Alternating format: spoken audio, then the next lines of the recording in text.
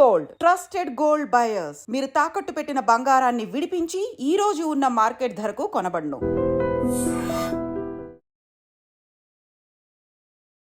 Welcome to dream. నేను మీ భవ్య. ఒక common man ధనవంతుడు అవ్వాలంటే ఏం చేయాలి? ఈ మార్గాలు చెప్పడానికి మన ముందుకి మ్యూచువల్ ఫండ్ డిస్ట్రిబ్యూటర్ బొనిగల సోల్మన్స్ గారు ఉన్నారు. సార్ని అడిగి ఆ డీటెయిల్స్ తెలుసుకుందాం, అసలు ఎలా పాసిబుల్ అవుతుంది. నమస్తే సార్, ఎలా ఉన్నారు సార్?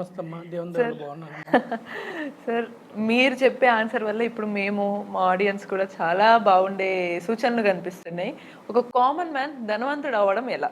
ఇది గూగుల్లో సెర్చ్ చేసిన ఇంప్లిమెంటేషన్లో చాలా కష్టపడతారు. మీరు ఎటువంటి మార్గాలు చెప్తారు సార్? ఏం లేదమ్మా, మనము మన ఐడ్రీమ్ ద్వారా ఫినాన్షియల్ ఎడ్యుకేషన్ ఇవ్వాలని నిర్ణయించుకున్నాం. అవును. ఇప్పుడు కామన్ మ్యాన్ చూడండి అమ్మా, బిజినెస్ కావచ్చు, ఎంప్లాయ్ కావచ్చు, ఒక నెల తర్వాత వాళ్ళకి ఇన్కమ్ వస్తుంది. అవును. డబ్బు చేతికి వస్తుంది. అవును. ఆ డబ్బుని మీకోసం పనిచేసేలాగా మీరు మళ్ళీ ఇన్వెస్ట్ చేయాలి. అవును. డబ్బులో ఉన్న మహత్యం ఏమిటంటే అమ్మా, డబ్బుని సరైన మార్గంలో మీరు ఇన్వెస్ట్ చేస్తే మిమ్మల్ని తరాలు ముందుకు తీసుకెళ్తుంది. అవునవును.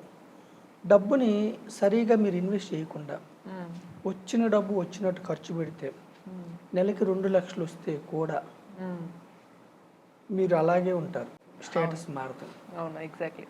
నెలకు 2 లక్షలు వస్తే కూడా ఇన్వెస్ట్ చేయకుండా ఉంటే 2 లక్షలు ఖర్చు చేస్తే ఉపయోగం లేదు. ఎంత ధనవంతులైనా కానీ, సైంటిస్టులు కావచ్చు, డాక్టర్స్ కావచ్చు, పెద్ద పెద్ద సాఫ్ట్వేర్ ఇంజనీర్స్ కావచ్చు అమ్మా, ఇన్వెస్ట్ చేయకపోతే వాళ్ళు లైఫ్ లాంగ్ పనిచేయాలి. అదే మీరు ఇన్వెస్ట్ చేస్తే నెలకి 20,000 వచ్చిన, 30,000 వచ్చిన మీరు ఇన్వెస్ట్ చేస్తే ఆ డబ్బు మీకోసం పర్పెచువల్గా మీకోసం పనిచేస్తుంది. ఓకేనా? ఒకప్పుడు చూడండి అమ్మా, భూస్వామ్య వ్యవస్థ ఉండేది. అంటే భూమి కలిగిన యజమానులు ఉండేవాళ్ళు. వాళ్ళు ఏం చేసేవారు? కౌలుకి ఇచ్చేవాళ్ళు పంట పండించడానికి. కౌలు తీసుకున్న వ్యక్తులు వాళ్ళు చెమట చిందిస్తారు, పంట వేస్తారు, కానీ వీళ్ళకి సగం వాళ్ళకి సగం ఉంటుంది. అక్కడ వాళ్ళు ఎప్పటికీ ఓనర్స్ కాలేరు, ఎవరు కౌలుకు తీసుకున్నారు. ఇప్పుడు క్యాపిటలిజం అంటే పెట్టుబడి వ్యవస్థ. క్యాపిటలిజంలో ఉన్న గొప్పతనం ఏమిటంటే, ఇప్పుడు ఒక వ్యక్తి ఉన్నాడమ్మా, ఒక కంపెనీ పెట్టాడు, అతనికి విపరీతంగా లాభాలు వచ్చినాయి. అతను ఏం చేస్తాడు? ఇంకా బ్రాంచ్లు ఎక్స్పాండ్ చేస్తాడు. దానివల్ల ఏమవుతుంది? ఎంప్లాయ్మెంట్ ఎక్కువ వస్తుంది. అందులో ఉండే ఎంప్లాయీస్కి జీతాలు పెంచుతూ ఉంటారు. అంటే క్యాపిటలిజము అతను సొంతగా అతను సెల్ఫిష్నెస్ కోసం అతను కష్టపడటం వల్ల వేరే వాళ్ళ జీవితాలు అతను ఏం చేస్తాడు? ఇంకా ఇంకా ఇంకా పెంచుకుంటూ పోవటం వల్ల వేరే వాళ్ళ జీవితాలు కూడా బాగుపడుతున్నాయి. అయితే ఇక్కడ క్యాపిటలిజంలో అమ్మ, కంపెనీల ఓనర్షిప్లో private limited companies, public limited companies ఉంటాయి. పబ్లిక్ లిమిటెడ్ కంపెనీస్ అంటే, ఇప్పుడు మీకు బాగా ఇష్టమైన వస్తువు ఏదైనా ఉందనుకోండి అమ్మ, మీకు ఏమిటి బాగా ఇష్టమైన వస్తువు? మనం రెగ్యులర్గా చేసే పని. సరే, మీకు ఇంట్లో వాడుకునే వస్తువులు ఏదైనా కావచ్చు, ఫుడ్ ఐటమ్స్ కావచ్చు, లేదంటే మీకు బాగా ఇష్టమైన బ్యాంక్స్ ఉన్నాయి, మీకు బాగా ఇష్టమైన హాస్పిటల్స్ ఉన్నాయి. పబ్లిక్ లిమిటెడ్ కంపెనీస్ అంటే, మీరు ఆ కంపెనీలో ఓనర్ కావాలంటే జస్ట్ మీరు ఆ కంపెనీలో షేర్ కొనుక్కుంటే మీరు ఓనర్ అవుతారు. అవును.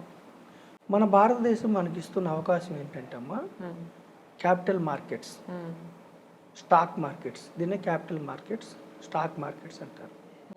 ఇక్కడ సామాన్యం నేను చెప్పేది ఏంటంటే, మీ డబ్బు, మీరు ఒకసారి సంపాదించిన డబ్బు మీకోసం పనిచేయాలంటే మీకు వివిధ రకాల మార్గాలు ఉన్నాయి. ఒకటి, మీరు బ్యాంక్లో దాచుకుంటారు.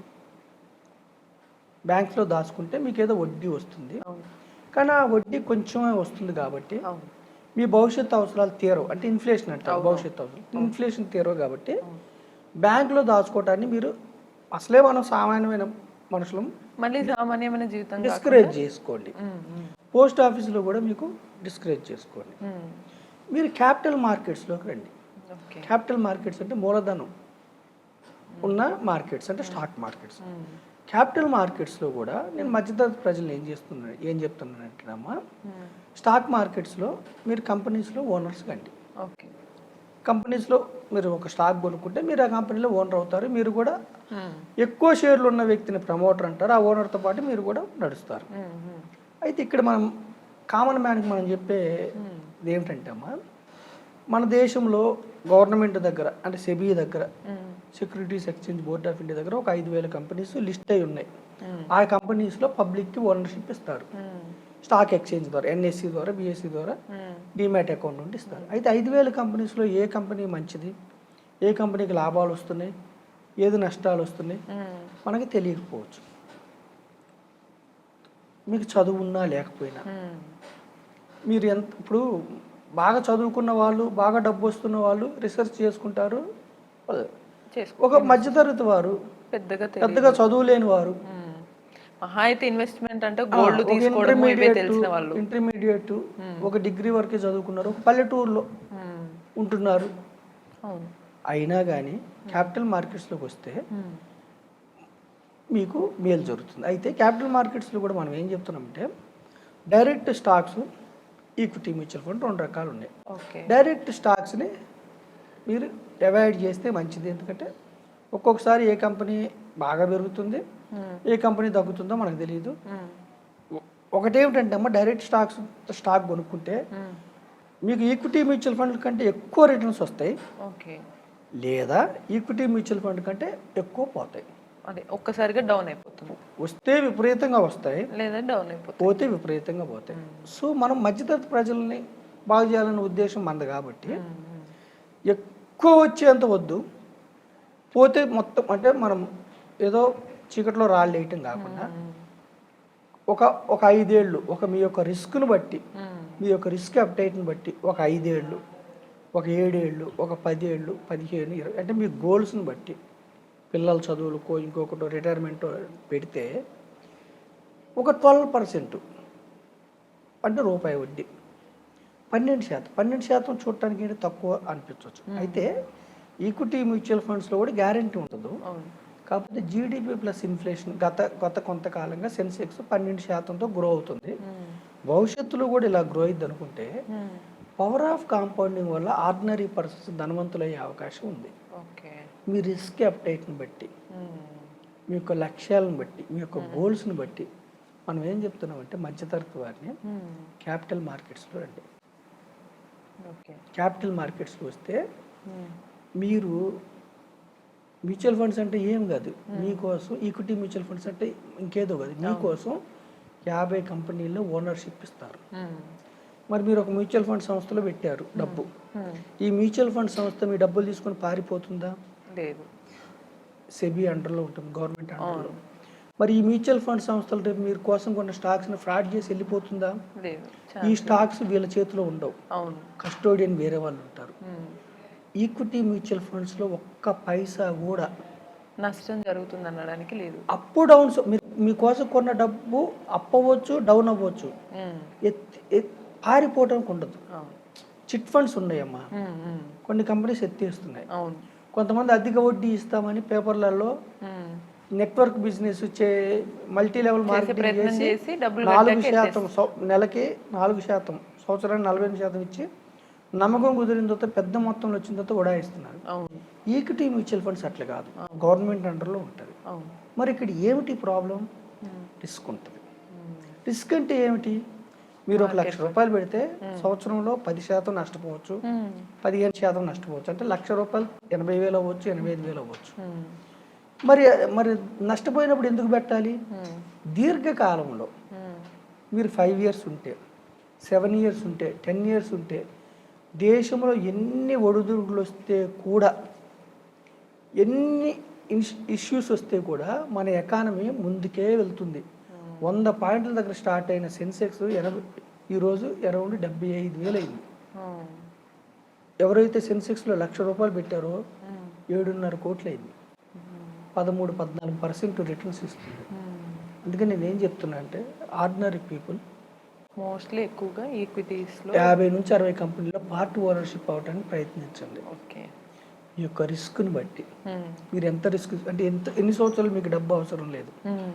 ఈ రోజు పెట్టి 6 నెలలకే కావాలంటే ఈక్విటీ మ్యూచువల్ ఫండ్స్ వద్దు, ఈ రోజు పెట్టి 1 ఇయర్కే కావాలంటే వద్దు. లాంగ్ రన్, పిల్లల చదువుల కోసం, ఒక కారు కోసం, ఒక ఇల్లు కోసం, ఒక రిటైర్మెంట్ కోసం, ఫ్యూచర్లో 10-15 ఏళ్ళ తర్వాత ఉద్యోగం ఉన్నా లేకపోయినా జీవితాంతం మీరు బిల్డ్ చేసిన ఫైనాన్షియల్ అసెట్ మిమ్మల్ని జీవితకాలం ముందుకు తీసుకెళ్లాలంటే ఈక్విటీ మ్యూచువల్ ఫండ్స్. ఇక్కడ ప్రజల్ని మరీ కోరేది ఏమిటంటే అమ్మా మీ ద్వారా ట్రేడింగ్ అనేది అసలు వద్దు. ట్రేడింగ్ వల్ల మొత్తం డబ్బులు పోతున్నాయి రిటైల్ ఇన్వెస్టర్స్కి. 100కి 92-93 మందికి డబ్బులు జీరో అయిపోతున్నాయి ట్రేడింగ్ వల్ల. సేవింగ్స్ని డిస్కరేజ్ చేస్తున్నాం. సేవింగ్స్ అంటే ఏంటి? మనకు వచ్చే ఇన్కమ్ మైనస్ ఎక్స్పెన్సెస్. సేవింగ్స్లో చాలా తక్కువ వడ్డీ వస్తుంది, ఇన్ఫ్లేషన్ బీట్ కావట్లేదు, కాబట్టి సేవింగ్స్ వద్దు. ఆ సేవింగ్స్నే కాస్త మనం సేవింగ్స్ని ఇన్వెస్ట్మెంట్ కింద మలచండి. ఇన్వెస్ట్మెంట్ కింద మలిస్తే పవర్ ఆఫ్ కాంపౌండింగ్ అనే వెపన్ ఉంది మనకి. ఈ పబ్లిక్ సర్వీస్ అండర్టేకింగ్స్ లో పబ్లిక్ లిమిటెడ్ కంపెనీస్ లో 50 ఈక్విటీస్ లో క్యాపిటల్ మార్కెట్స్ లో మీరు ఓనర్ అయితే మనకి ఒకటేనమ్మా, మీరు ఎంబీబీఎస్ చదవాల కానీ మీరు కిమ్స్ హాస్పిటల్లో డాక్టర్ అవ్వచ్చు. భారతదేశంలో పెద్ద హాస్పిటల్స్ లో మీరు డాక్టర్ కాదు ఓనర్ అవ్వచ్చు. మీరు ఎంటెక్ చేయాల, ఇన్ఫోసిస్, టీసీఎస్, విప్రో లాంటి పెద్ద కంపెనీస్ లో ఓనర్ అవ్వచ్చు. ఓకేనమ్మా. షేర్స్ కొంటే మీరు పెద్ద మెకానికల్ ఇంజనీర్, సివిల్ ఇంజనీర్ కాదు కానీ పెద్ద కంపెనీస్లో మీరు ఓనర్ అవ్వచ్చు. ఇది క్యాపిటల్ మార్కెట్స్కి ఉన్న మాహిత్యం. క్యాపిటల్ మార్కెట్స్ వల్ల మన సొంత డబ్బులు పెంచుకోవటం వల్ల ఒక సర్టెన్ పీరియడ్ తర్వాత ఫినాన్షియల్ ఫ్రీడమ్ వస్తుంది. సో మన ఎపిసోడ్స్ ద్వారా మనం ఏం చెప్తున్నాం అంటే క్యాపిటల్ మార్కెట్స్లో ఒక అర్థం చేసుకొని రిస్క్ని బట్టి మీరు వస్తే ఒక ఫినాన్షియల్ డిస్ట్రిబ్యూటర్, ఒక యాంఫీ డిస్ట్రిబ్యూటర్ కానీ ఫినాన్షియల్ ప్లానర్ కానీ మీకు రిస్క్ని బట్టి ఎంత రిస్క్ తీసుకుంటారో దాన్ని బట్టి మనం చూసుకొని ఇన్వెస్ట్ చేస్తే కొంతకాలం తర్వాత మీరు పేదరికాన్ని, మధ్యతరగతి స్టేటస్ని జయించి ధనవంతులం అయ్యే దానికి అవకాశం 100% ఉందమ్మా. అందుకని మనం ఫినాన్షియల్ ఎడ్యుకేషన్ ఇస్తున్నాం. సూపర్ సూపర్, చాలా క్లియర్గా చెప్పారు. మనకి ఏది అవసరం అనేది కూడా ఈ వీడియో ద్వారా మీకు అర్థమయ్యే ఉంటుంది. మరి ఇలానే మీకు చాలా విషయాలు ఫైనాన్షియల్ ఎడ్యుకేషన్ రావాలి అని అనుకుంటే కీప్ వాచింగ్ ఐ డ్రీమ్.